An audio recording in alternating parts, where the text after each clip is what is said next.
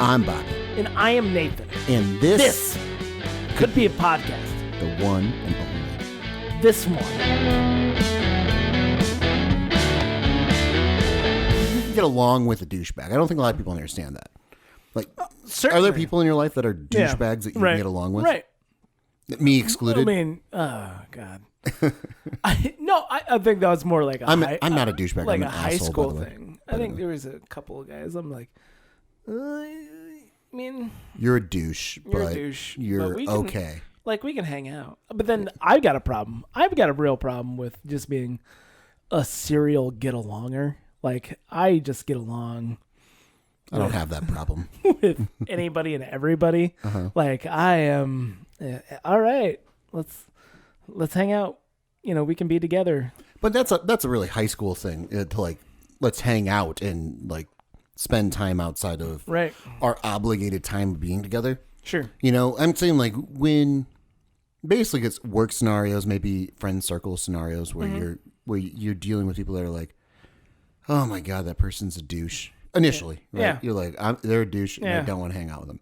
And it's a specific type of person. It's not, I don't think it's, I mean, you know a douche when you see it. It's kind of like pornography, but it doesn't mean I don't like pornography, right? Yeah, so there are some douches that are like, yeah, he's a douche, I get it, but also that's why I bring up like a lot of douchebags are Dave Matthews Band fans. I like how you're bringing in like Supreme Court logic. Yeah. I know it when I see it. I know. I think we all know a douchebag when we see it. Right. Just like when we know when something's obscene, right? Correct. But that doesn't mean that something. That case law? I'm trying to remember what case that was. The douchebag. No, versus... I know when I see it. I want to say it was like a 1926 or something case. Oh. Involved like a French movie. I thought it was in the 90s when that. No, maybe it was 50s. Like, it was a weird case where I want to show this French movie that in like the obscene thing was they showed like a love scene and it was just like pretty straightforward. Just, you know, it was somebody having sex out of wedlock and that was like a big part of it. And it was like, hold on, did anybody like going into this movie theater in Alabama or Tennessee or whatever it was have a problem when they saw this? No. The phrase is used in 1964 by United States Supreme Court Justice Potter Stewart to describe the threshold test of obscenity Jacobi's, I believe. Jacobi's? Yeah.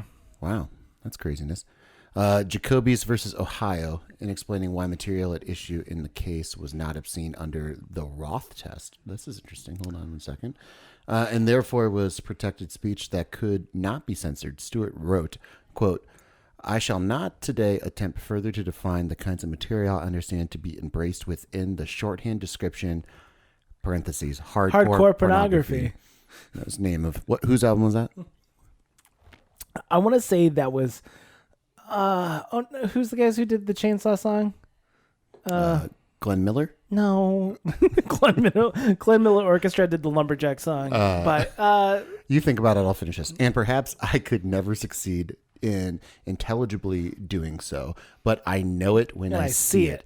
And the motion picture involved in this case is not that. So 1964. 64. Okay.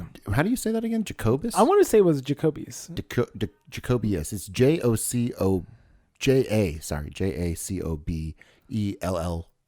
That's interesting. But this Roth test, hold on.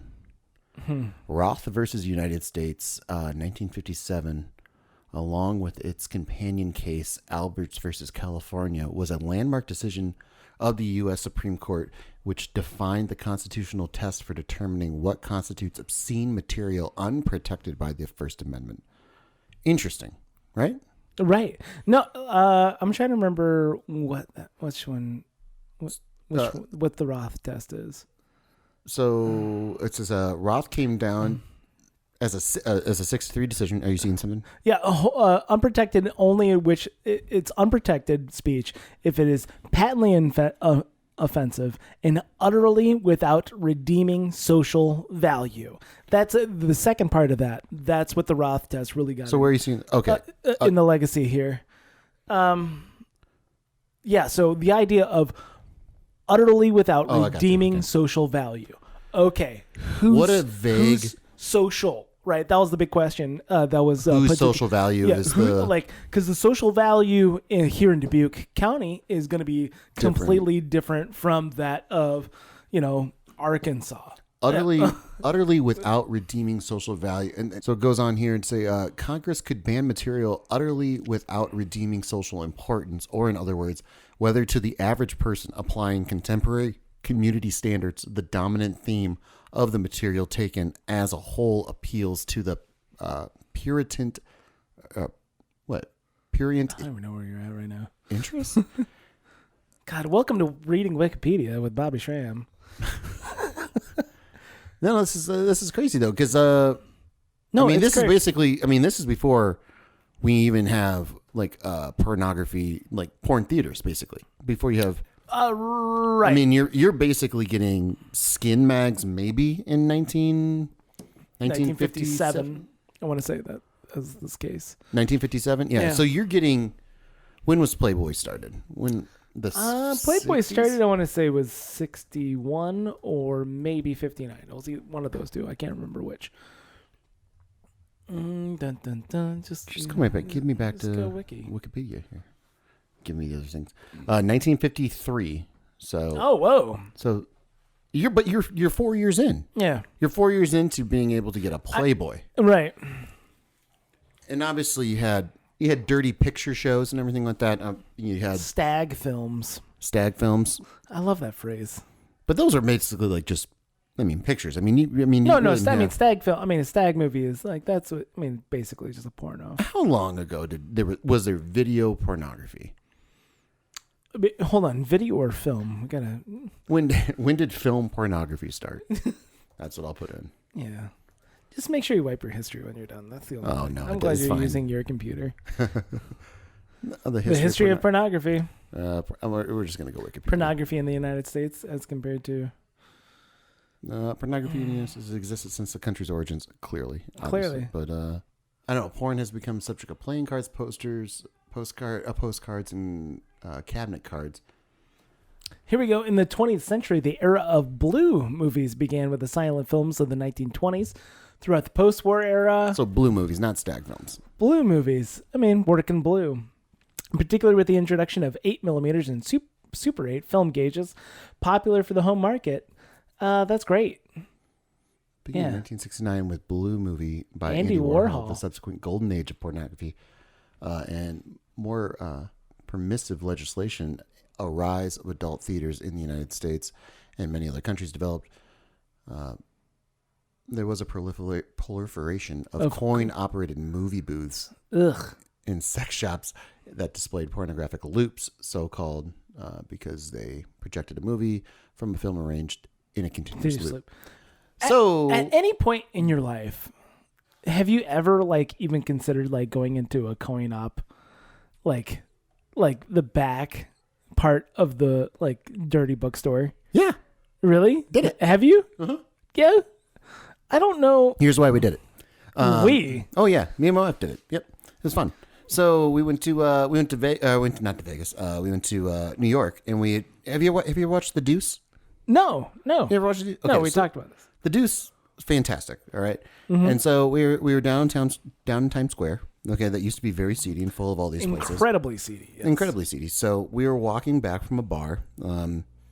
It was when we were on vacation for a week there, and we went by one of these places that was one of those old dirty bookstores, and we're like, that reminds me of The Deuce, and well, let's just go in. Well, let's go in. So we went in, and then they had the little slots and everything like that, and we just sure, we'll just give it a shot. Yeah. I mean, because again, the show is so good. The show is so good. We're like, yeah, let's give it a shot. Whatever. And then I forget if it was coin based. I don't know if it was coin based. It might have been dollar bill based. Just Yeah, because sure. of the Inflation. economy. Yeah. Inflation. Exactly. But yeah, we got in there and get to pick your own. It was the only time I ever did it, but you get to pick your own video that you want to watch. Yeah. And I think it lasts maybe a minute. And A minute? yeah, maybe a minute. It wasn't long. And then you're like, okay, I can put more money in, or I can go. That's super weird. And we got the experience, and we're like, okay, yeah, I get it. Now we can say we did it. And then you don't walked out, we're like, don't touch anything.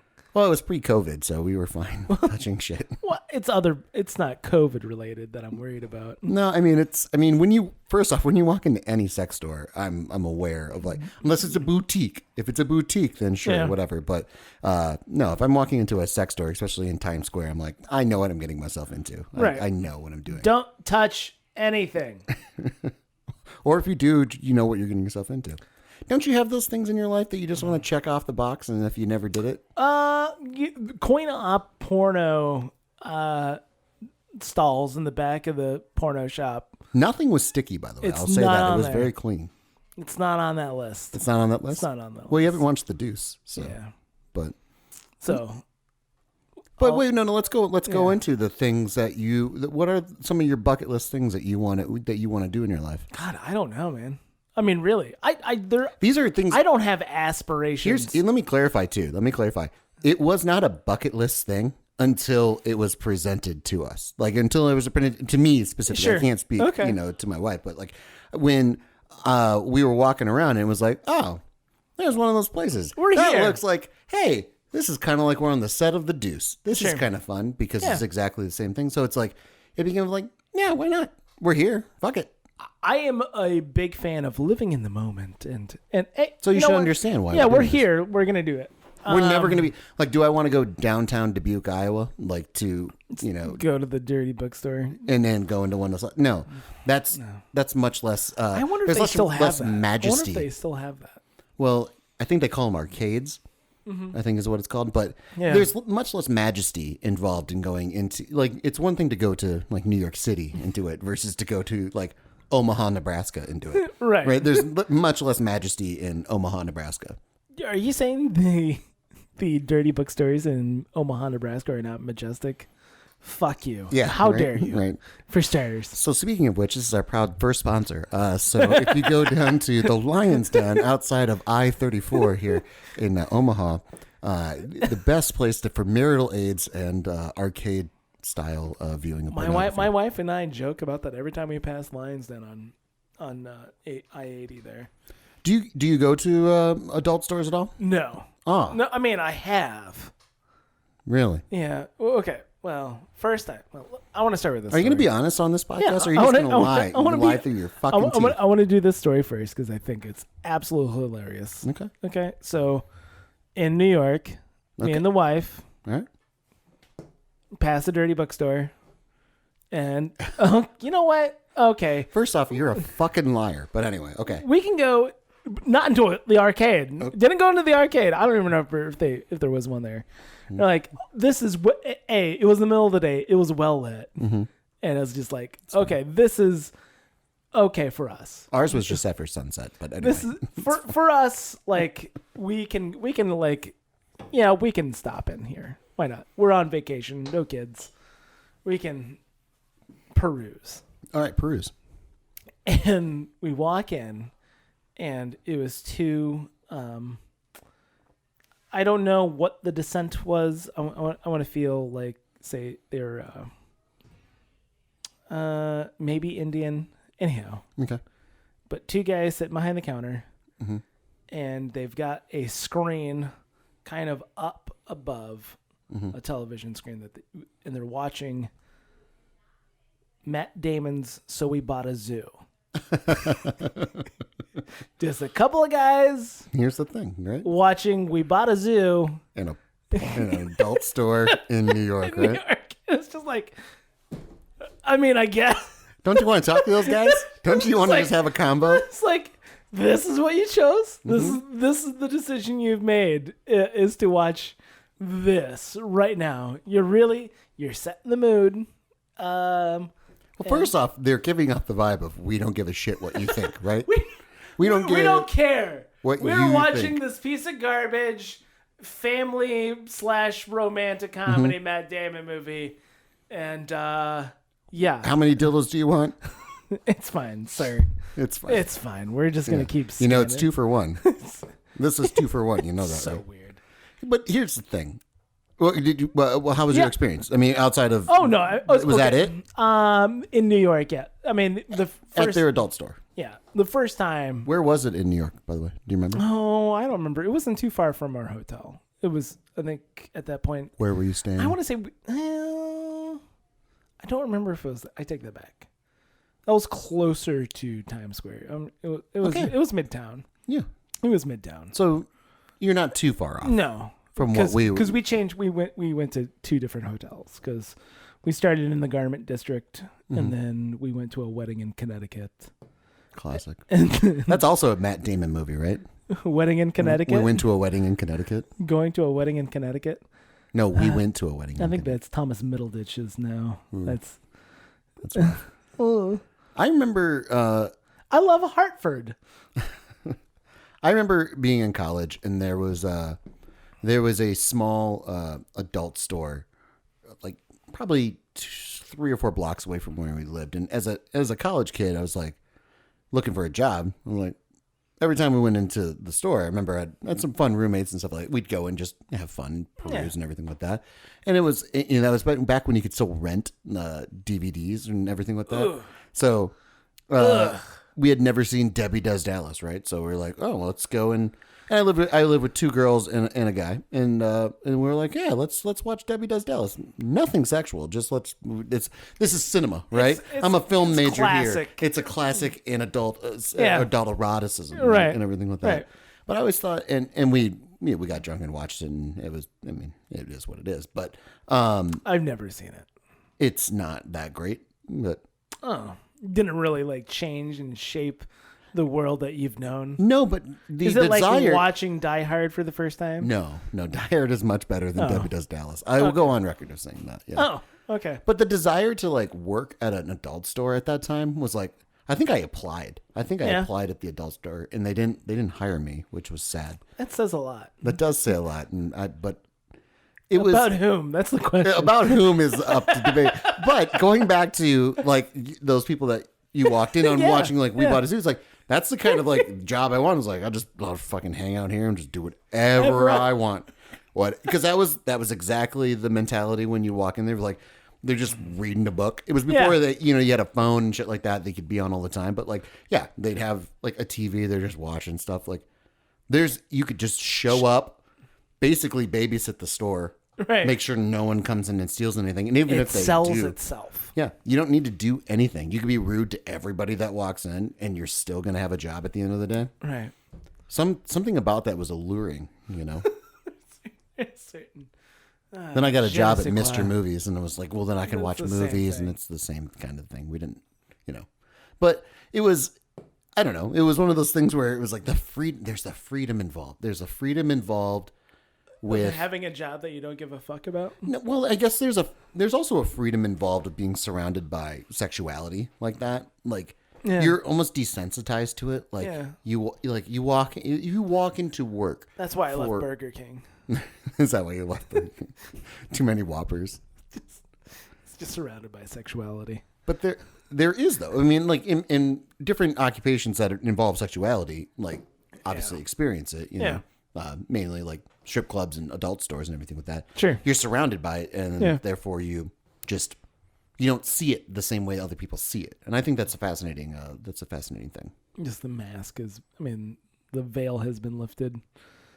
Yeah, but don't you think there's a freedom to that? Like, I think there's also a freedom to understanding like not driving like a luxury sports vehicle doesn't make you a better person. Like there's a freedom. It doesn't? Right. You should know that. I'm going to have to cancel that order. But, like the allure or the facade of luxury doesn't actually make you a better person. And God, I love that book, Facade of Luxury. Facade of show title. God, that's a great book. Do you agree, or do you experience this I don't at all? know. Or you don't? I mean, once again, it's the classic how the sausage gets made situation. Okay. Where like you're around it, you know it, you're familiar with it, and it's not as exciting. When you're the one who's taking, all the dirty movies out of the box and restocking the shelves, I'm guessing. Yes.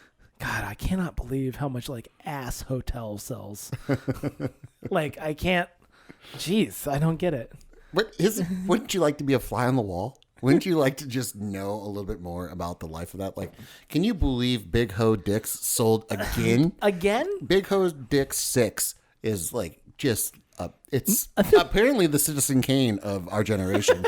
You know, My question is like distribution. Like, are they buying from a catalog? Do they got a rep? these are questions. These are documentaries that are affordable to make that are not being made, and questions that want to be. I think, Glenn, you're gonna want this one. like, You have no idea what you. I mean, as far as Ass Hotel 7, we're gonna you send thought you for a 6 was 6-month good. Yeah, but the amount because you're right. Like, how many pornography distribution companies do you think there are in the I don't know. this country? I don't know. Or is it like, hey, I'm an individual. I'm an independent. I made my own dirty movie. I've got Ass Hotel. I shot it. It's ready to go. I went ahead and made 1,000 copies of it. And am I calling every dirty bookstore in the Midwest saying, hey, you want to buy 5 copies from me? Is that it? Or is there's a middleman? There's got to be a middleman. Or think about, exactly. Think about the middleman and think about, like, is there a door-to-door salesman? Is there a guy that walks into an adult store? Like, there's a guy that walks into a bar, or a person that walks into a bar that sells a beer. Yeah. Like, hey, I'm the rep. Because we were just at a bar. We were at a bar downtown. We were just getting dinner last week. And all of a sudden, this guy comes up to us. He's like, hey, I'm from Exile Brewing. Just wanted to give you guys some, here's a bottle opener, a keychain, and, a sticker and a koozie. And he's like, what are you guys drinking? I'm like, oh, we're drinking Exile Ruthie. Yeah, it's great. He's like, awesome, great. I'm like, so tangentially, is there the guy that goes to the adult store? By the way, everybody's really into weird rope bondage. So here's our line of non-slip ropes. Yeah. I mean, are you interested? Tell you what. Even on the film side, like, because again, I'm sure there are bigger companies that are dealing with the products involved, but like, it seems like there's a diversification in the film aspect of pornography that's so vast. Right. It seems like anybody and their mother can do whatever they want. I don't know. That's a good question. And is there a guy that goes around working for, hey, Glenn, how you doing? 666 bang on 911, whatever the fuck. Here it is. And whatever shitty company we can think of. That he's like, hey, I'm the rep for this company here. So here's our line that we're... Got a really good season coming out here. These are our best sellers. Is it quarterly? Yeah. It feels... I wonder if we can find this out. Oh no! This is going to be a rabbit hole that cannot become undone. Well, you're the one that brought it up. Whether or not there is a distribution company. So how many pornography distributors? I don't know. Like, here's the deal: how to deviate between, online only. People who are only working through online websites versus number one list of pornography companies. Boom. Studio distributors and sex shop. Adam and Eve. We're gonna guesstimate, but a brief scroll down. Oh, that's probably less than 100. Yeah, I'd probably say 70. Okay. Jules Jordan Video they only do video studio. But is Internet Adult Film Database, or let's go, is Innocent Pictures, are they hiring? They're a Danish independent film company founded in 1. Yeah. Oh, hold on. Go back to that. Wait. French Twinks. Hold on. Wait. Is it French? No, please go back to Innocent Pictures. Was it originally a subsidiary of Lars von Trier's film company? Yeah. That's what I'm saying. Like, are these, like, how many of these are legitimate distributors that are like... Oh, my God. Because Lars von Trier's like, very few. And have you ever rented a pornographic film from an adult store? A skin flick? Absolutely not. No? No. I've only done Debbie Does Dallas and... What was the other? Is Deep Throat? The Deep Throat was the other one. Deep Throat. I mean, another classic. Just the other classics. I mean, just the classics. That's all I've been doing. But you still have to have distributors. They're not like right. They're not. You're not going to go, to the random girl down the street, jerking off to a camera, and then she's just going to bring like a DVD to the store and sell Here you it. go. Here you go. That's not. I mean, maybe it does, but I don't know. I doubt it. Someone who only like, I'm sorry, I only we here in our store we only have locally sourced. We own locally sourced porno. Here's like the family vacation or the family get together where you're like, so where did Billy get a job? He's working for Eurocream. He's working for Eurocream. Oh, what is he doing for Eurocream? Well, he's in sales. What is Eurocream? What do they Well, sell? they generally feature twinks. Yeah, it's just gay pornography films, generally featuring twinks, although it has released a number of series devoted to men of more diverse appearance. So, like, I mean, that's just generally what Billy's been up to and everything like that. That's what generally what Eurocream's all about. What about what about Albert? What has he been up to? Oh, he works for Devil Films.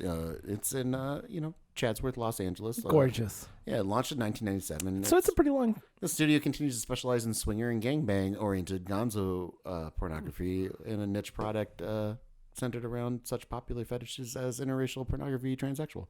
I mean, that's what Albert's up to. Just kind of paying the bills. Just paying the bills. He's gonna work his way up. But there's room to grow. But here's going back to my initial point here is there are many people working for every one of these companies that are desensitized to the abrasiveness of this sexuality. Going back to our initial thing of I know it when I see it, or the Roth versus United States, anything like that where what was the term in Roth versus United States? It was unlike no redeeming social utterly value. without redeeming social value. But to describe it, those companies, the social value is it's giving a job. It's giving social worth. That's a value, right? Right. So it's, to me, that's a beautiful thing. As patently offensive. It's so dumb. Sure, but it's the utterly without redeeming social value. The redeeming social value, the social value part of that is what really is that perfect sentence. Unquantifiable. Which it is saying, like, when we go back to the list of pornography companies. But you're going back to, like, well, the social value is that they're employing how many people that maybe wouldn't have a job in an industry? Like, it's the idea of codifying, like, these very vague and abstract thoughts of what is obscenity and what is, I'm trying to think of another good, thing that's very, it's like pass interference, or like, what is a catch?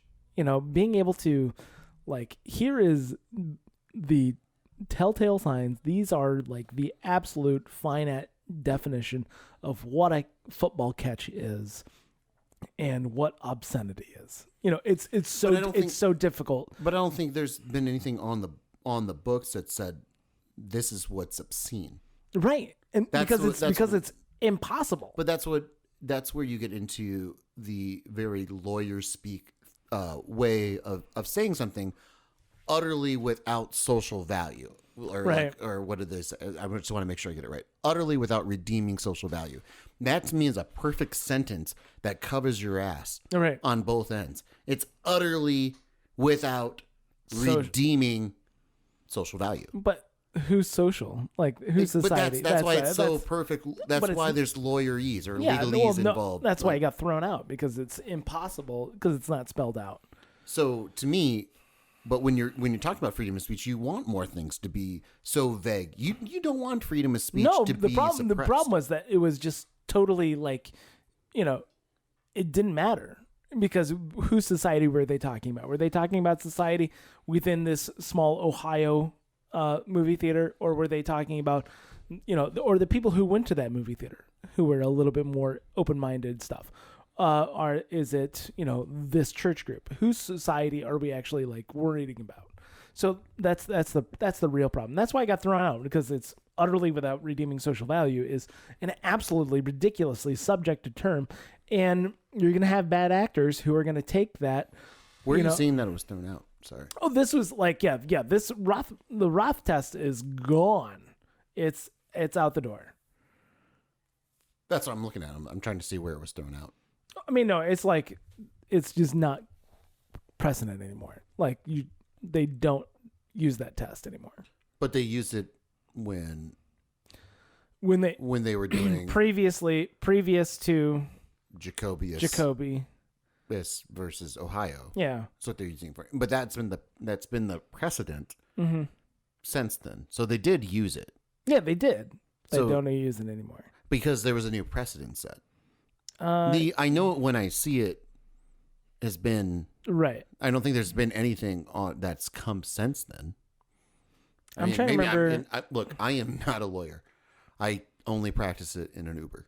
But so it says in 1981, Justice Stewart commented about his second thoughts about coining the phrase. In a way, I regret having said what I said about obscenity. That's going to be on my tombstone when I remember all of the other solid words I've written.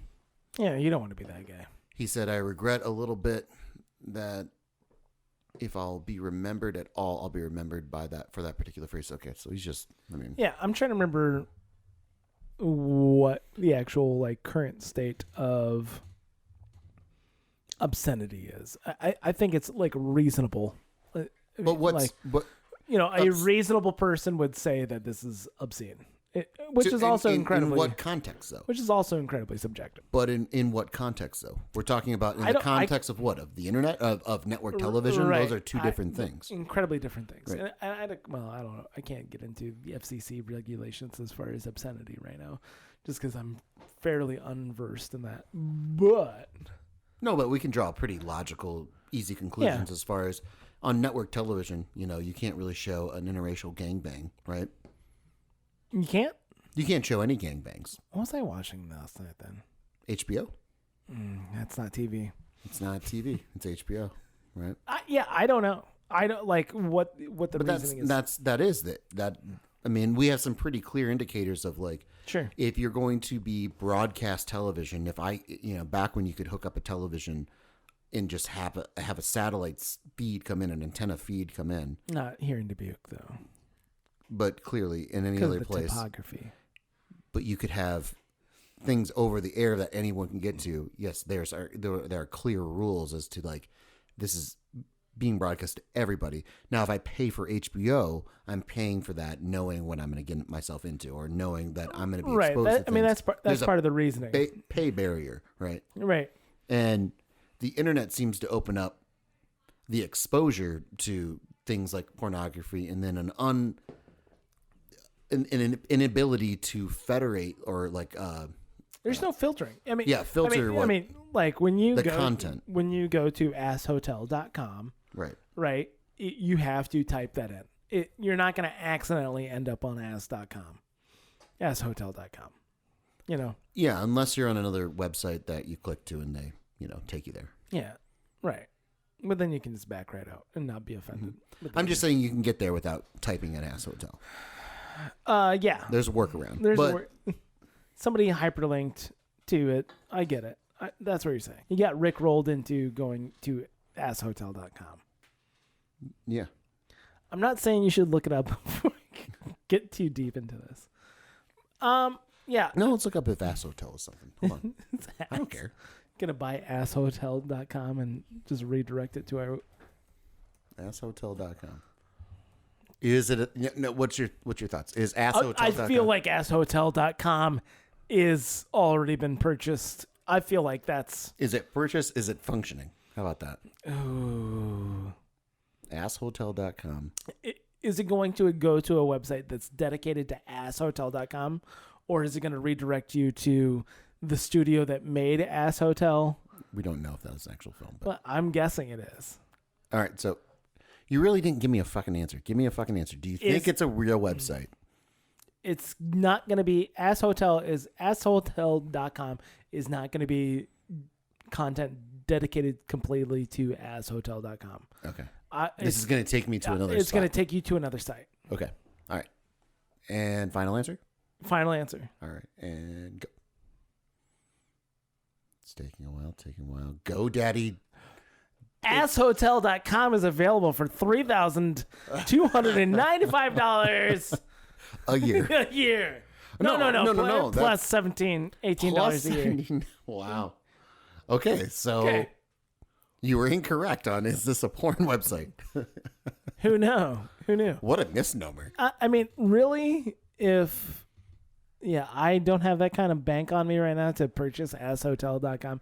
If it was like $50, I might, 3,300 to buy asshotel.com. I can buy asshotel.shop for $3. Well, I think you go. It's an ad, but asshotel.live. Live. That's Ooh, the one, right? That's the one. You want to see live action of asshotel. I think asshotel.me. What other variations do That's we got just here? $199 for the first year. What other? Asshotel.store. Asshotel.tech. No, it's not pronounced asshole. It's not pronounced asshotel. God, it's assotel. AssHD.com. That's for $2,800. What's going on? What I mean, really? You think AssHD would be worth more than AssHotel.com?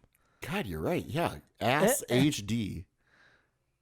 Asshotel.biz, 99 cents. There it is. Asshotel today. Today. Asshotel.center. Assopen.com. Estimated value $2,300. Come on, what is going? I feel you know what this is like a bullshit because it's a lie. It's an estimated value. Not Asshotel. Not Asshotel.com. Why Asshotel is the value. at three? The other ones are estimated value. You're right. Yeah. So What are premium domains? We're gonna find out what a premium domain is. Oh, I don't want to watch. I don't want to watch a video. Fuck off, GoDaddy. No. So we've stumbled onto something here at least. Asshotel.com is a porn site. If we wanted to start a porn production company, we could totally do it right now. Right. And not have some sons of bitches in the Netherlands steal it from us. I don't understand. There's. Oh man. I was really thinking Asshotel was going to be a thing. Because I would think. You would think by now. It's 2020. It's 2020. You don't think asshotel.com is going to be a site? You think some kind of German, film distributor would have that locked up? I'm shocked. I'm absolutely shocked. You thought Asshotel, that's a lock. I thought it was a lock. To the point when I wanted to know whether it's going to redirect you to something, because I thought that was probably the more. Yeah. It was something a long time ago Yeah. when basically everything was a porn site on the internet. Or it's, what was Eurocom? What was it? Well, I remember as a kid when we were learning about the internet in school and having to go to whitehouse.gov, and they said, make sure to go to whitehouse.gov. Gov. And of course, as a fucking kid, I don't listen to that. I'm like, I know it's whitehouse.com. And as the teacher's walking through and whitehouse.com is up, Yeah. and that is just all 1997 porn all over the place. When I was a kid, Click, click, click, get out. I was at school after hours. I think it was, I don't remember why. And I was in the computer lab, and I was just like, I can't believe it. I can put any word in here and say .com, and it's a website. Dog.com. Great. Bark.com. Got it. Anything other than dog? Water.com. It's there. You had dogs on the brain. Wet.com. And it's just like, whoops. Wet.com was the one. It's just like, oh, shit. This is not supposed to be doing that. And I'm shutting down, and I'm out of here. I'm gone. But you could type in asshotel at that time and nothing would come up. Yeah, that did not cross my mind to put in the combination of words asshotel.com. So the question that begs to be different, or begs to be answer or question asked, whatever the fuck. What's ass motel? Is there a discount for no? Well, hold on, wait. We're gonna go to that. Well, we'll do that first. All right. Is AskMotel.com available? Oh, this is better. Nope. Again, Ask Motel is available. That brings you to a different website. How much are big pornography websites worth? Like, is it worth? First off, what was? Well, it was essentially $3,300 For the domain. For the domain name. All right. What's a Brazzers is a popular. Sure. What's I would go to the list. RedTube? I would go to the list We're gonna of go. pornography companies. It's for a better understanding. We're gonna go. There's Brazzers. Brazzers is a I didn't common know. one. Canadian, huh? Oh, Montreal, Quebec. Oh, gorgeous. They're a studio, distributor, and website. I love Quebec. I could go back to Quebec. Never been, but I know where I'll go when I go to Quebec. Yeah. Just stand outside of Brazzers. Are you hiring? Was that your Canadian accent? No, just Are you hiring? Are you hiring, eh? That's my Canadian accent. Let's go. Yeah, Brazzers is right. Hold on. Treasure Island, because they were a studio, Treasure right? Island Media. Like, because they were the one who made. Were they the one who made like? Somebody made like a ridiculously like expensive pornography film. I was like this is basically Pirates of the Caribbean, but Porno. and it was like We'll super go into expensive. that, but they're clearly not as big as RedTube. We don't want to go into Playboy. Playboy is its own entity.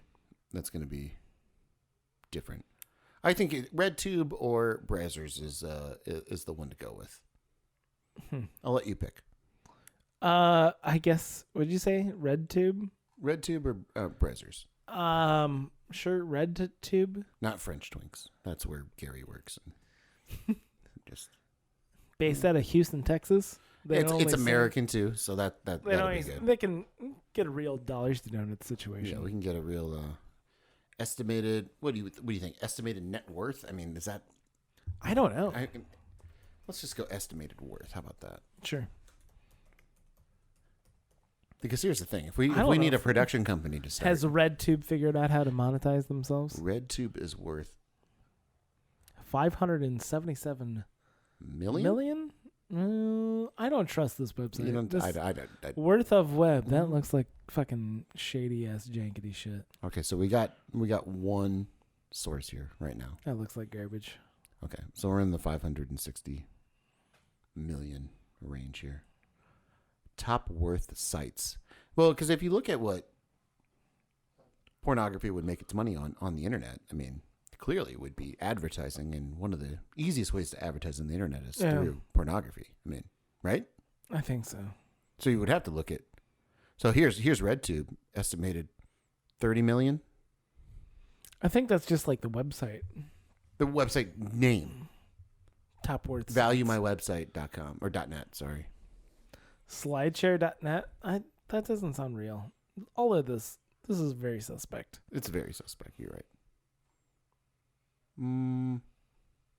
Most popular? No, we don't want popular. We want how much is this company worth?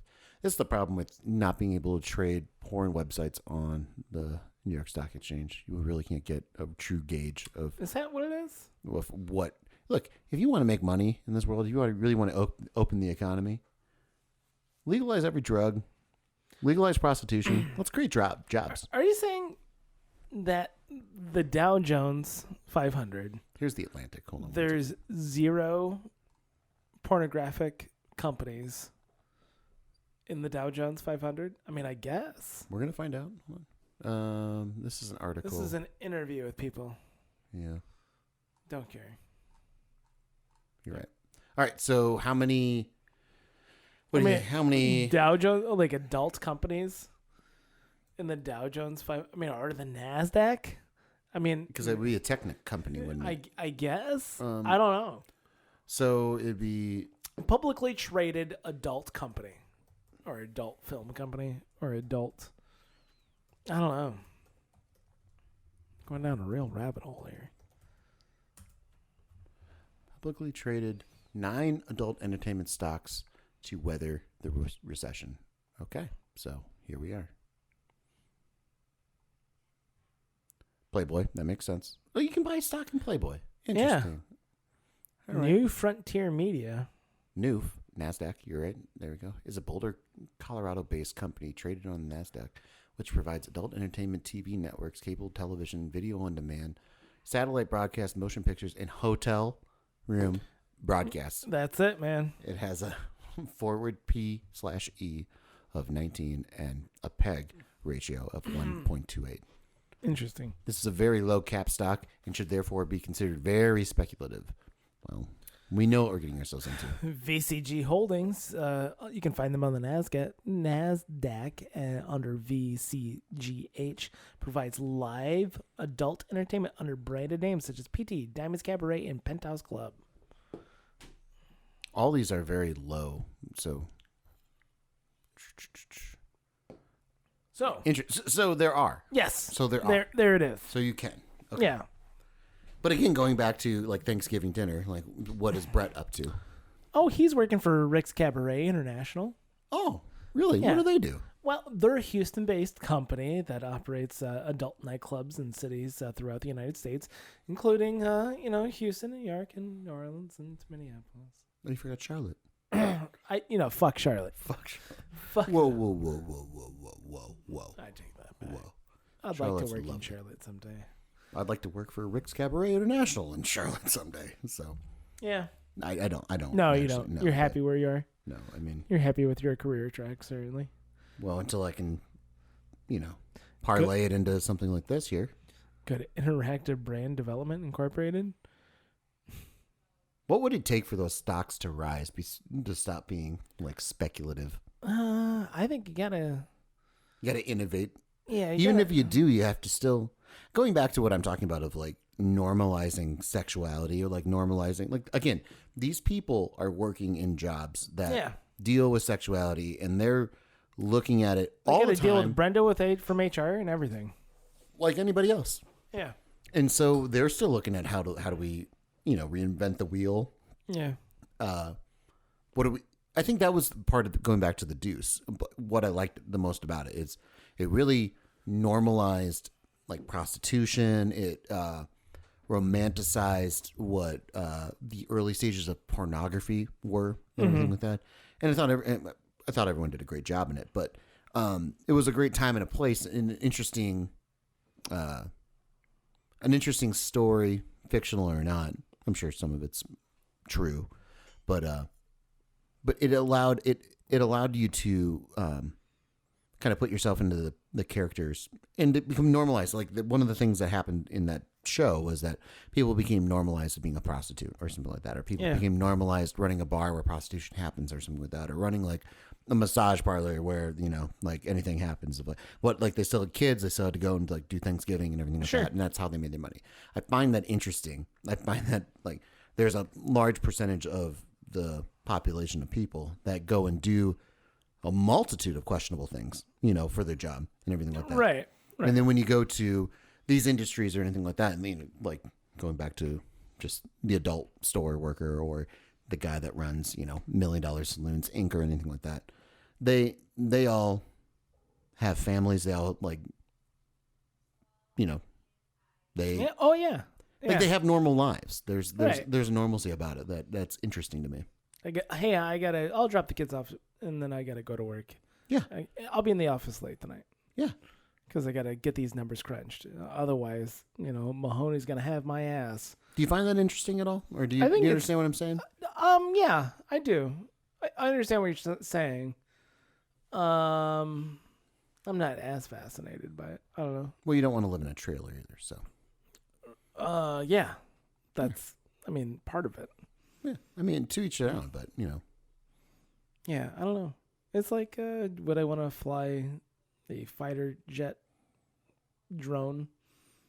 a drone. A drone for. I'll fly the fighter jet drone. For the. I don't want to fly the fighter jet. Yeah, got a problem with G forces, Bobby? I'd rather be controlling it from a remote control. Yeah.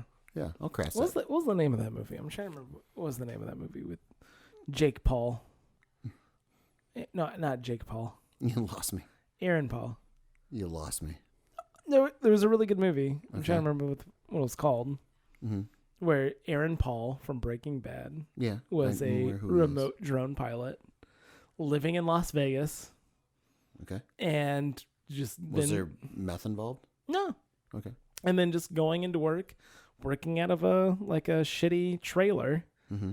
And just piloting a drone like in the Mideast and just blowing people up. And Okay. just having a difficult time, squaring that circle of here I am, I'm living this life. Here I'm here. I go home to my family, and then I go to work every day, and I just blow people up on the other side of the world. Yes, And that's me. And that's me pulling the trigger. It was interesting. I'm trying to remember what was the name of that movie. I guess if we're gonna tie it in, like, is it the questionable occupations, or like how do you So normal, yeah. what is your normal, basically? Yeah. Everyone likes to talk about the new normal, right? But like, what is the reality of a normal? Like, in going back to what social God, why can't I remember that fucking saying? So was it normal? Social value. Yeah. What is utterly without redeeming social value? Which, again, if you want to leave us an Apple Podcast, what is social value, and what basically how does that pertain into other jobs? Again, like to bring up your Aaron Paul movie, example. Is it utterly without redeeming social value? Well, it depends on who's ordering you to pull the trigger, probably. Right. But, and what your thoughts on the other people on the other side of the drone are. But yeah, it's an interesting thing, because it's going back to utterly without redeeming social value. It allows you to have a very blank slate, or a very wide net that you're casting. Right. To the Too people wide. It's too wide. Yeah, probably. Too wide for legislation. Too wide for. Do you think we live in that world right now where where the Constitution amendments, Bill of Rights, and everything like that? It's too vague for what people need to be like. People need to be told exactly what to think. I don't and think. if anything's, because again, like, freedom of speech is a great example. Right. People don't understand. Freedom of speech is, I get to hear speech that even I don't agree with. And we live in a world where, like, you can't, like, people don't understand that, like, if I don't agree with you, I want you to shut up, and I want you to be banned and canceled forever. And they don't understand that, like, that's going to eat themselves. That's going to come for them someday. They don't. It's like, anytime the rules in the Senate changes, people don't understand. We're going to change the rules so we can take care of what we need to take care of right now, because the other side's not playing ball. Not thinking about how in 2 or 3 or 4 or 5 years, when the shoe's on the other foot, they're going to use the same fucking things. Yeah. People don't. They're so short-sighted. They're incredibly short-sighted. Yeah. And it's unfortunate. It drives me nuts, the idea that people cannot stand to hear opposing views. The phrase, well, I don't like what you're saying, but I'm going to defend your right to say it. That is not something you get to hear a lot these days. No, and as much as that sounds like, a flyover at a football game, or like, take off your fucking hat. Right. But I agree with it. And it's one of those things, like, freedom of speech. I've always said, I think I've said it multiple times on this podcast, like, freedom is terrifying. Like, that's why those normal checks and balances are built into freedom, because when everyone's walking around with a gun, you're going to be less likely to mouth off to somebody. You're going to be more just respective of anybody else in your life that you're running into, versus on the internet, when you can just do whatever the fuck you want. And you can do whatever the fuck you want. And again, people get way too caught up in what people say on the internet. You and I are not those people that get caught up on. Oh, you're not? I know you're not either. So. Oh. Are you? Have you changed? Yeah. I just sit there and I try to go after anybody and everybody who disagrees with me. Comes after you. It's like, you're coming after the number one spot. I don't think you're gonna like that. I don't know. And that's I guess you've made a choice, I guess, over the last couple of weeks. I think it's so absurd, and the problem is that Twitter is the problem, because Twitter is everybody on Twitter is trying to have their cake and eat it too, where this is a private company. Well, Twitter is an echo chamber. Oh yeah. Twitter is a self-censoring echo chamber. Yes. Yeah. And it has real-world ramifications, which is a problem. That's the problem. If it wants to be an echo chamber unto itself, there's other federated networks that allow you to do that thing. Like 4chan, Reddit, all those other things that you want to do are their own networks. Because 4chan's getting shut down. I mean, has been shut down multiple times. I mean, but again, they're their own echo chambers that like you get to say whatever you want, and that's because it doesn't have real world consequences. Right. So it's again, there's that whole fallacy of if now there's real world consequences if you don't agree with them. With Twitter. With Twitter, not like Reddit or 4chan or any other. Some Reddit too. It's so weird. I mean, within the world of Reddit. I mean, I haven't heard anybody being canceled because of Reddit about a post on Reddit. I can't think of one. Not canceled. Not full blown canceled. But what I'm saying is like people that are on people that get banned with Twitter that seems to affect their real world more so than it is on other networks that offer the same thing that Twitter offers. But Twitter was the first one through. You know? I don't know if a lot of people are offering what Twitter's offering. What? I don't what think does Twitter offer? It's a weird, like, live public square. It's a like full blown, totally open, as compared to Facebook, which is much more like cordoned off. You know, that's supposed to be your living room. You know, your dinner party. Okay. Facebook. Okay. As compared to Twitter, which is much more broadcasting. And but you don't have you have the choices as to who's broadcasting to you. So the analogy of a Times Square really doesn't make sense. It's like no, but I can look it up. It's kind of, I would say I think your analogy with Facebook being the living room is appropriate. I think Twitter would be like the holiday party in the living room. Because you're still choosing to go to the holiday party. You're still choosing to have you can unfollow somebody at the drop of a hat. No, but if somebody, hey, I want to hear about hashtag 2020 election results. And I search that. And then I get everybody's diarrhea, as I'm going through it. So, I mean, right, but that's just like because going, I search, because that's I like search, if I went to a holiday party and be like, what do you think about the 2020 elections? And then I get everyone's diarrhea at the place that I already chose to go to and accept all these results. Like I accept all these people's opinions by just going and looking for it. I don't ever have to follow any of those people. Right. Like I don't have to bring them in my house and like have the family relationship with them like I would if I want to be in the Facebook analogy that you're making, Sure. Okay. You just like, if you don't like something, you don't have to follow. It's like this. It goes back to this whole beginning conversation. Right. Like, if you find it obscene, don't watch it.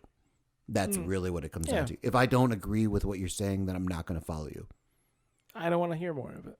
But there's a thing in this generation or this time we're living in where the rage is actually the adrenaline. The rage is the driving factor. So I'm going to seek out rage. The idea that I don't think you should be able to say something is one of the most fucking absurd things I've ever heard. I mean, that's quite the paradox there. I don't like the way that you say I don't want to hear other people say stuff, and I don't want to hear how you say you don't want to hear other people say stuff. But because it eats itself though. Because like you don't like how someone says something, or like why someone says something, or that they said something. Here's the real easy thing to do. Don't fucking listen. Oh, does that person have influence? Cool. There's a ton of people that have influence in this world. It doesn't fucking matter. Like, there's very few people that have influence that, I mean, everyone gets compared to Hitler, right?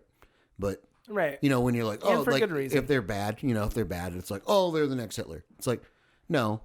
I mean, Hitler lived in a time when you could rally a nation of people and also keep secret what you're doing to a nation of people. Right. And then be able to carry out your acts. We, since that time, have never lived in that world. Right. Ever. So there's no, like, even if I believe XYZ person is the worst person in the world, no way can they compartmentalize and to, rally a group of people that's large enough to command a world war against what our values are. Like, there's just no fucking way. There's no fucking way. Sure. I feel like you're not listening to what I'm saying. I understand what you're saying. Like, but we get so mad we call everyone Hitler on Twitter. I think it's like, I mean, that's why there's Godwin's law, right? You know, first person to compare the other person to Hitler loses. But no one seems to adhere to that. Yeah. It seems to be the first line of defense. Has that gone away? Is Godwin's law like done? Yeah, I don't think anyone follows that fucking thing. It's been a while since I've heard somebody compared to Hitler. Nazis, fascists, sure, but not Hitler specific. Really? You're really gonna? Okay, all right. No, I mean, No, it's fine. he is Hitler. Yeah, you know. It's been a solid. Should we? 3 years since like. Okay, all right. I'll give you 3 years. How about that? Right, no, now it's just fascists. Sure. It's fascists. Sure. Okay. You're a Nazi, Okay. Bobby. I'm not a Nazi, but. Okay. Oh, you're not? No. Oh, good. No. Who am I thinking of? Hitler. That's it. Who No, knows? like, but I agree with you. Like that used to be a thing where it's an easy scapegoat of an argument, and now it's the go-to argument. I feel like, I mean, if you want to replace it with Nazi or neo-fascist or anything like that, or neo-Nazi or fascist or anything like that, it's an easy retort to an argument, and that easy retort to an argument online is different than happens in person. And I do. When was the last time you called somebody a Nazi to their face? I've literally never called anybody Nazi to their face. How about that? I think you did that one time. How about who? I don't know. That guy dressed like Hitler? No, I don't. I don't know. I don't, and because that's like, it's such a disservice to the people who died during the Holocaust, and everybody who Hey, remember when they invaded Poland? And a bunch of people died. Well, I do. I agree with you. I think like calling that's kind of goes back to my point, though, of like it really is doing a disservice to the influence that this person that you're giving way more credit to this person, right? Than this person deserves. Like if they're really this giant piece of shit, like we don't live in that world anymore. We don't live in that time when those masses can be united and then listen to you, and then there's just sections of the country that have no idea what's going on. Like we're gone from that. Like we know. Yeah. Nobody knew. I mean, there were parts of Germany that had no idea what was happening. Right. So, but that was only because of the discernment of information in that time. The idea where that you believe what the newspaper is telling you, and if the newspaper's not telling you anything, then that's just how you live. Right. The idea that you had no idea as far as like the actual like persecution and the eradication of Jews is like insane. The idea, like, I mean, that's what happens when they're out of sight, out of mind. Hey, remember the Jones and they were all like, they were putting, oh yeah, they had to move. Yeah, what happened to them? Like, I don't know. Yeah, but to jump to someone that you disagree with, to call them that, is a disservice to everyone involved. Yeah, that's 100% true. Right? Right. So it's an easy argument to make. It's an easy thing to do. It's an easy way to just say, this person is the worst. When clearly not every person that you disagree with is the worst. Sometimes you can just disagree with somebody, but they're not bad. We go back to our initial conversation of a douchebag that you can get along with, right? Yeah. There are douchebags that you can get along with. Are there douchebags that are through and through? Absolutely. But there are douchebags that you can get along with. I've had them in my life. Like, do I know they're douchebags? Well, probably wouldn't call it to their face because I get along with them. But like, if, I can be like, yeah. Like, I can admit I'm an asshole. Like, I know I'm an asshole. Right? I mean. Yeah. I mean, for the most part. Yeah, but I mean, with every fiber of your being, yeah. But I like to be a lovable asshole if I could, Got a ways to go on that one. Well, but that's me being honest with myself. Good. What do you think? You're just a people pleaser? Is that what you are? I got a problem with everybody liking me. You wanting everybody to like you? No, I mean, a little bit of that, but I think that carries over a little bit. I generally get along with everybody. Like, you're easygoing. I'm easygoing, and that's like, and if you haven't been a piece of shit towards me, I'm like Can I see that person? Hey, you and me. Person number B. I mean, not A. I'm the A. You're the B. Person number C over here. You tell me, God, they're a piece of shit. I cannot fucking believe that. I'm like, you know what? Person number C over here has never done anything against me, but I can understand why you would think so, because I can see them being a piece of shit to you. This is what I'm talking about. Yeah. This is what I'm saying, like where you can get along with somebody that you can clearly see as a douchebag, or clearly see as an asshole, or clearly see as a dick, or clearly see as a see you next Tuesday, clearly see as a bitch, clearly see as a yada, yada, yada, yada. All right? Right. You can still get along with those people. Yeah, I do. You can still get along with those people. Yeah. And to shut those people down and shut those people out without really giving them a chance, giving it, like, it's fine if you like Dave Matthews Band. I personally don't like it. My one experience seeing them was I went into it with many, many, many years of built up, like, I've heard everything about this. I've heard everything about the people that see Dave Matthews Band, and I think I know what I'm getting myself into. And goddamn if it did not just personify itself in front of me. Like within 15 minutes of being at the show, I'm like, you know what? Awesome, cool. It's exactly what I thought it was going to be. It doesn't mean I can't get along with the 50,000 people here, or like one of the 50,000 people here. But what's that story? Tell me that story. There's a story there. What did that person at the Dave Matthews Band concert? Well, it goes. Hold on. Okay. You got to start from the beginning. Yeah. All right, I'll start from the beginning. Like, I joined a band in like probably 2006 or 7, and it was essentially a Dave Matthews cover band, and I was not a big Dave Matthews Band fan, but did you know it was going to be a Dave Matthews Band? I knew, but I didn't know what I was getting myself into. Like, I knew they liked Dave Matthews Band. You're familiar with like Dave as a band.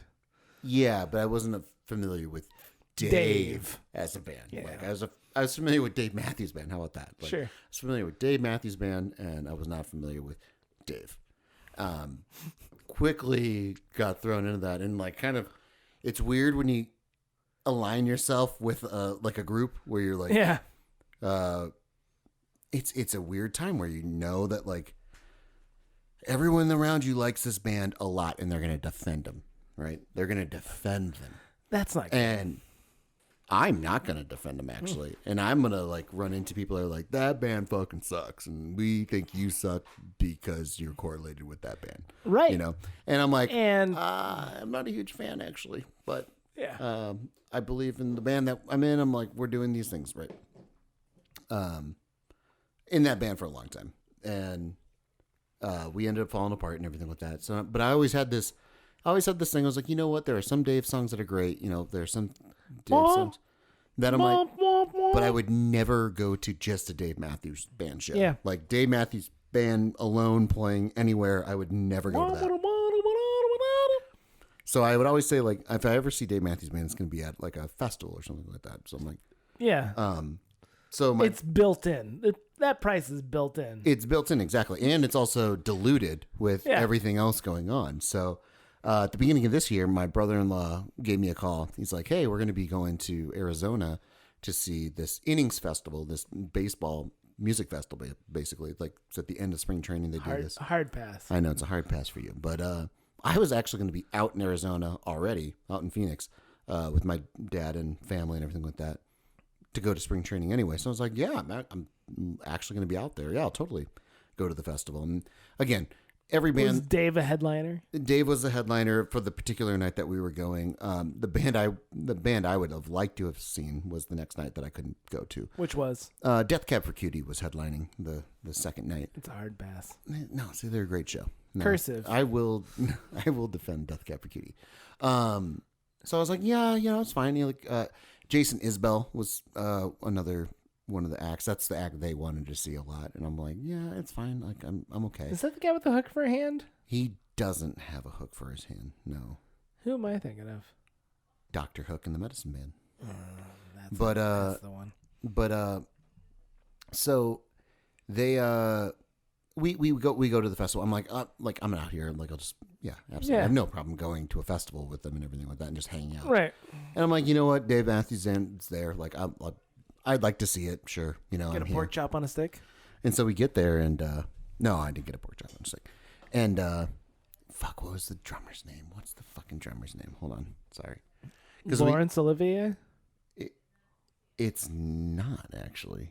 Hold on, drummer for Dave Matthews Band, because it's part of the story.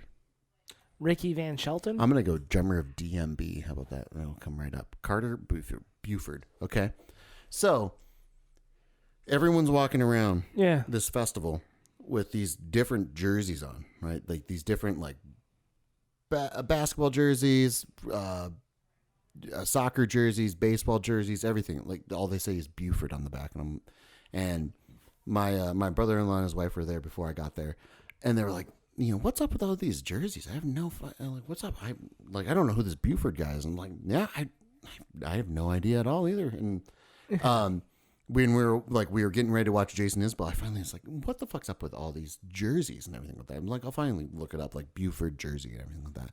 And then it comes up, it's Carter Buford, and I'm like, oh my God, okay, wait, all this wave of information is hitting me like right now that hasn't hit me.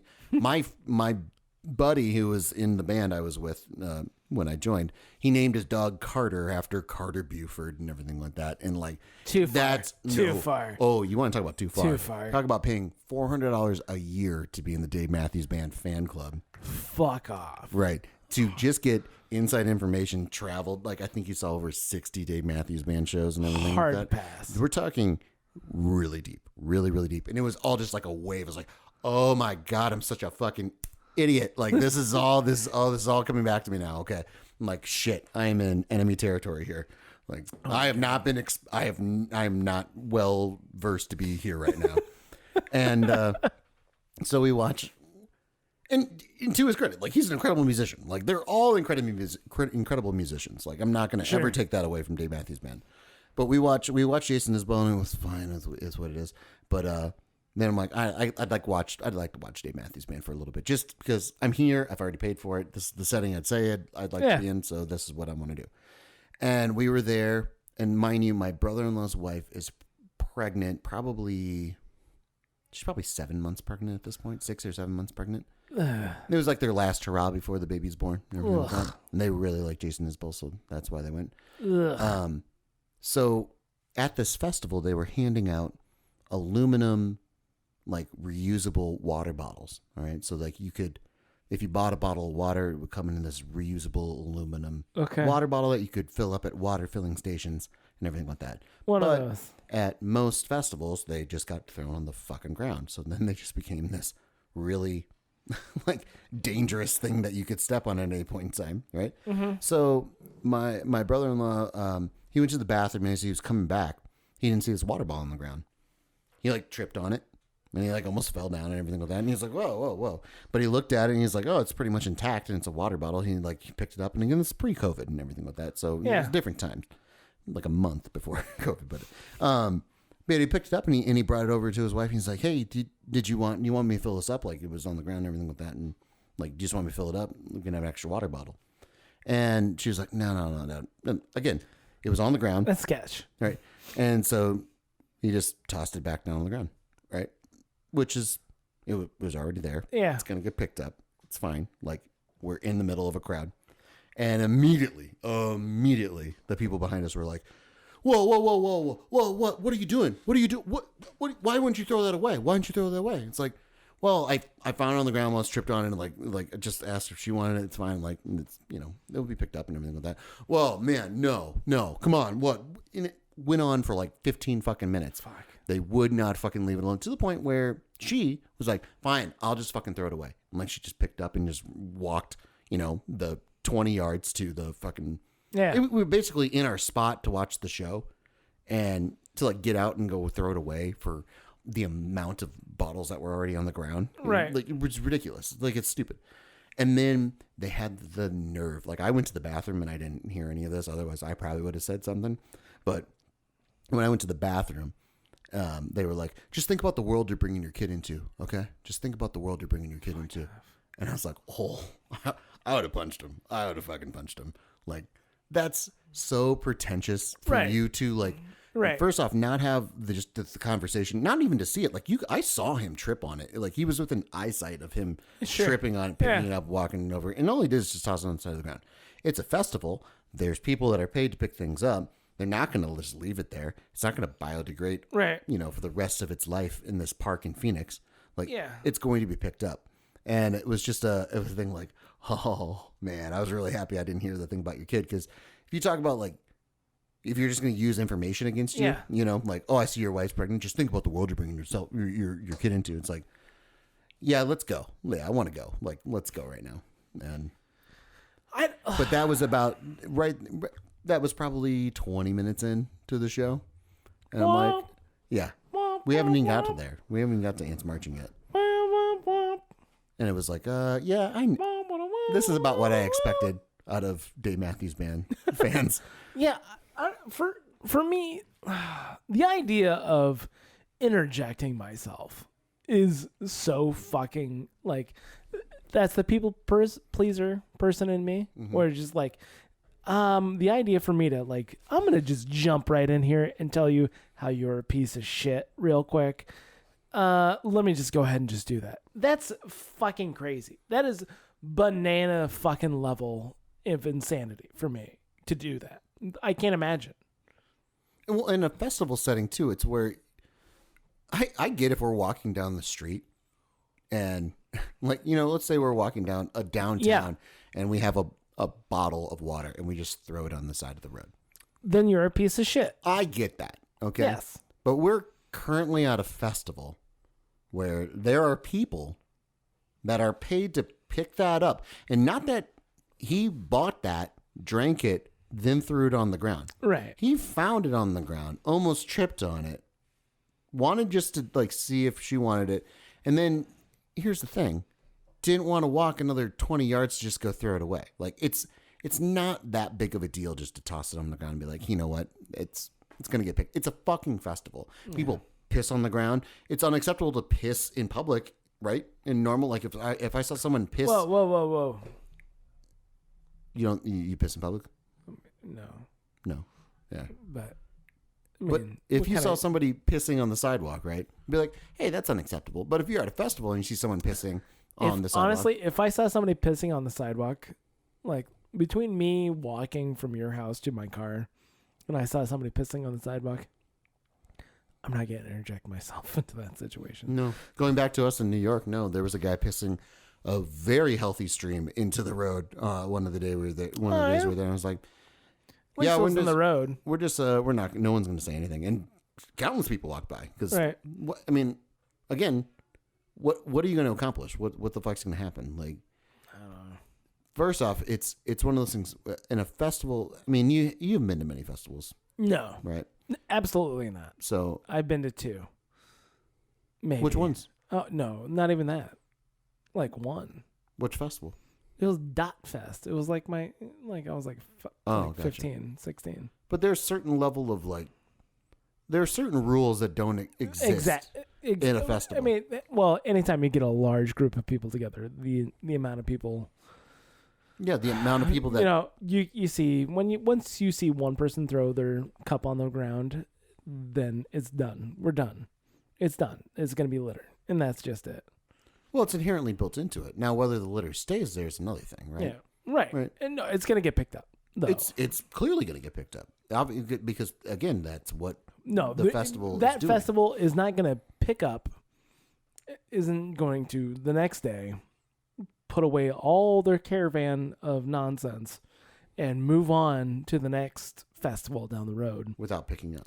And just leave a pile of garbage. Yeah, and it's not like everyone is throwing things into like a moving body of water. That's another thing where you're like... I've been trying to do that more, though. Well, there was a moving body of water right next to this festival. And it's like, yeah, people aren't just like tossing shit in. And probably some people are. I know people are assholes. Yeah. But when when you're at a festival, and I always go back to one of my first festivals I went to, my buddy found... it was a thing of Mike's Hard Lemonade as we were walking out, like it was on the ground, and we were underage and everything like that. Couldn't buy alcohol or anything like that. And he found it and he was like, "Oh, found a Mike's Hard Lemonade. Absolutely. Yeah, man, this is great. This is great. And it was about like halfway to the car when he realized like, this is probably piss.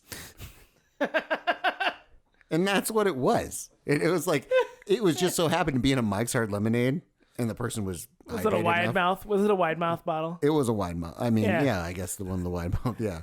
But it was like, oh yeah, that makes way more sense than someone just dropping a Mike's Hard Lemonade on the ground, right? Right. That someone just pissed in their Mike's Hard Lemonade bottle. Yeah. And then totally threw it on the ground because someone's going to pick it up. And that just so happened to be the stupid high school kid that picked it up. I always wish you would have just taken a sip out of it. That would the cherry on top of that. But ever drink your own urine? not yet. No. No. I like it's if I have to though, No, the whole like. I was thinking Mike's Hard Lemonade. Mike's Hard Lemonade. The idea like truckers like pissing into Gatorade bottles and tossing them out, chucking them out the way of the road. Yeah, I picked up a couple of those cleaning the highway. It's just like, oh, well, this is another piss bottle. Thank you. This is another. Why? It's a little bit of like the real world meeting a festival, I guess. Yeah. It's like the way of the road versus reality, and it's yeah, man, just picking up piss bottles. That's just. But again, like when I'm in a festival setting, mm-hmm. if I see litter on the ground, obviously you want to do your part and like stop, someone from having to pick up. I've actually volunteered at festivals and stuff and picked up litter and everything like that. But like, but it's a part of human nature. It's a part of, I want to watch this band and I don't want to throw this away right now. Like you're not, right. If we're going to fault somebody. It's on the festival for not having enough garbage cans around. Sure. I mean, or porta potties. I mean, like that's the insanity that is a porta potty at a festival on a Sunday. The idea that I don't know, like once I'm trying to remember what's the story. Walt Disney sat there and just had people watched. How long am I going to hold on to this piece of garbage before I just throw it on the ground? And it was like 12 steps.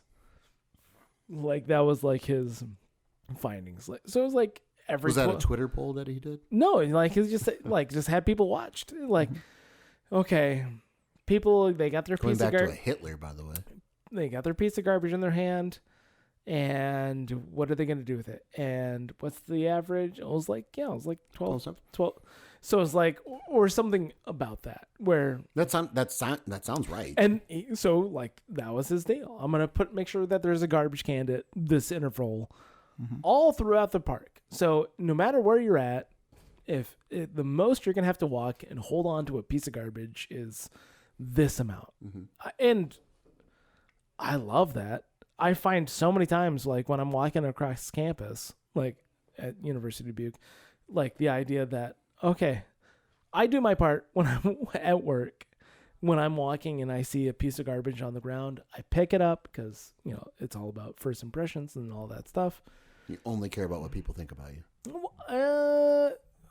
Yes. Okay. Yep. Well, that's fine. Well, be honest about it. That's fine. And also, like, that's fine. I don't know. Also, I want people to see me picking it up as well. Again, so you care about what people think about you. And it's fine. It's fine. There's been like twice, like where people of substantial stature within my workplace have seen me like pick up just garbage. Like me just walking in my daily, okay, here's our candy wrapper. I'm going to pick this up and I'm going to put it in the garbage. And it pisses me off when it's like I got to go out of my way to go to that garbage can. Mm-hmm. And I don't like that. But again, you're looking at like a campus. Again, that makes more sense. Like you're in a much more refined, controlled environment. It's as compared to a festival. Compared to a festival, like a festival, you're putting on a show first off. So you're the trek to get from point A to point B back to point A, right? Mm-hmm. If we're looking at like, let's say I wanted to be at Dave Matthews, we were far from the stage. We were on the outskirts, right? Hard pass. And there was tons of garbage and stuff everywhere. But if I'm in the fray of Dave Matthews Band, and then we send somebody to go get drinks and everything like that, and then come all the way back, no, we're not sending somebody again to like go get the empties. No, those are going on the ground. And then that's what I paid part of my festival for, to pay the people to pick it up. Because if it was a well-organized line, if there was a fucking way to just easily go in and out of 20 a festival. yards is absurd, by the way. Yeah, I mean, that's about what it was. I mean, it was probably back to the concession stand. It was probably back to the...